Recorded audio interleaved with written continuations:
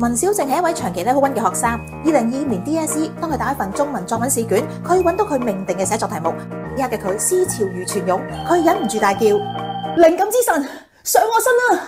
以下係佢精彩嘅演繹。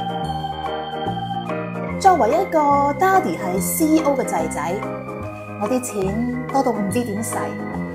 我每日揸住架 Benz 喺馬路風馳電掣，車廂裡面嘅收音機播住洪家豪嘅黑玻璃，沿途望出窗外是盛放的戀愛，而我有個秘密亦無限。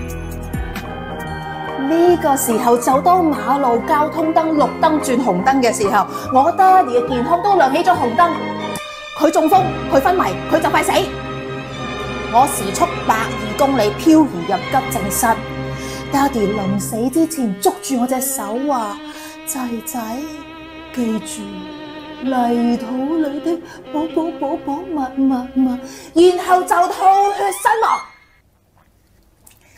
然後呢，我就放唔低喪父之痛，開始用酒精麻醉自己，仲吸埋毒，得閒都會過大海倒翻2手咁嘅。然之後我破產，係死啦！吹得有啲遠添，就快夠鐘咯喎！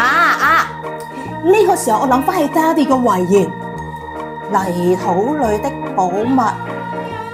唔通我屋企後花園有寶藏？我即時9衝翻去我嗰間5層樓高、哥德式建築、附有 swimming pool 嘅舊居大宅後花園。我掘啊掘啊掘啊掘啊掘啊掘啊挖呀挖呀挖呀挖呀挖呀挖，依然係一無所獲。點解會咁嘅咧？係啦，點解我會咁嘅咧？靈感之神到有。呢個時候，一個白色嘅身影飄過嘅眼前。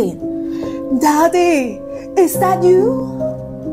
半透明嘅爹哋飄到去花園嘅暗角，指住我一掘泥土裏的寶物，我找到了，就係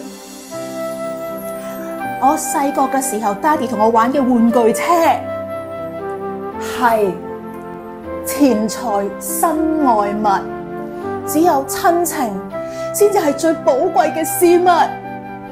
爹哋係想提醒我，叫我好似做人就同揸車一樣，風馳電掣，急速向前。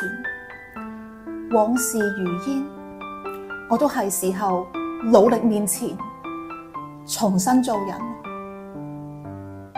多謝泥土裏的寶物，係你改變咗我嘅一生。多謝。唔想今日2025年 DSE 嘅門生下筆如有神助，全靠我獨創嘅寫作萬能 T 教學法，門生報喜教學筆記證據通通有齊。